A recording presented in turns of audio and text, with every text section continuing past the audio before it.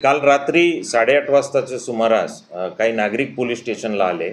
त्यांनी माहिती दिली की मंगला निवास नावाची जी सोसायटी आहे त्या सोसायटीच्या एका फ्लॅटमध्ये एक व्यक्ती हातात कोयता आणि कुऱ्हाड घेऊन घुसलेला आहे। त्यानंतर आमचे WAPI मुंडे आणि त्यांच्यासोबत पनवेल सिटी पोलीस स्टेशनचा स्टाफ गेला। तिथं गेल्यावर त्यांच्या लक्षात आलं की हा जो व्यक्ती आहे तो शोभन महातो नावाचा एका खुनाच्या गुन्ह्यातील आरोपी आहे 2018च्या, आणि तो काही दिवसापूर्वीच जामिनावर सुटून आला होता। तो 401 नंबरच्या फ्लॅटमध्ये घुसला होता। त्याच्या आधीच तिथं त्याची आई, त्यानंतर पुतना, पुतणी आणि वडील असे नातेवाईक पण होते। पोलिसांनी जेव्हा त्याला बाहेर निघायचं आवाहन केलं तेव्हा तो स्वतःच्या नातेवाईकांना पुढं करून तुम्ही जर मध्ये आलात तर यांचा जीव घेईन असं तो सांगायचा।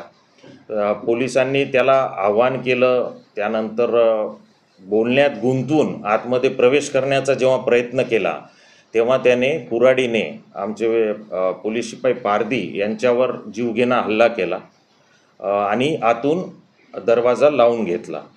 त्यानंतर पुन्हा senior PI Thackeray, PI crime Patel हे घटनास्थळी गेले। त्यांनी त्याला समजावून सांगण्याचा प्रयत्न केला तरी तो ऐकत नव्हता। त्यानंतर फायर ब्रिगेडला बोलवण्यात आलं। त्यांच्या साह्याने पोलिसांनी बाहेरचं जे सेफ्टी डोअर होतं ते तोडलं। त्याच्यावर चिली स्प्रेचा पण वापर करण्यात आला तरी पण तो नियंत्रणात येत नव्हता।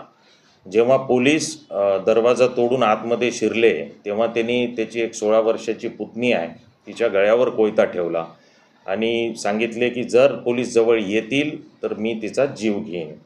मग अशा परिस्थितीमध्ये पनवेल पोलिसांनी अतिशय म्हणजे बेडरपणे परंतु संयमाने ही परिस्थिती हाताळली।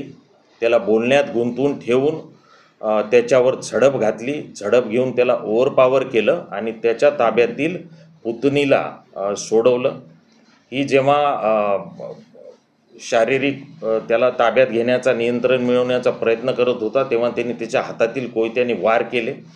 ते वार डाकी नावाच्या कर्मचाऱ्यांनी आपल्या हाताने अडवले आणि त्यामध्ये त्याच्या हाताला गंभीर जखम झालेली आहे। या संपूर्ण घटनेमध्ये डाकी, त्यानंतर पारधी, शेवाळे आणि मोकल हे पनवेल सिटी पोलीस स्टेशनचे कर्मचारी जखमी झालेले आहेत। परंतु एक चांगली बाब अशी की त्याचे जे नातेवाईक त्यांनी ओलीस ठेवले होते शस्त्राच्या धाक्यावर, त्यांना कोणालाही कसल्याही प्रकारची इजा झाली नाही। आरोपी शोभन महातोला आपण ताब्यात घेतलेला आहे। काल रात्रीच त्याच्याविरुद्ध शासकीय कर्मचाऱ्यावर हल्ला, खुनाचा प्रयत्न इत्यादी कलमान्वये गुन्हा दाखल केलेला आहे।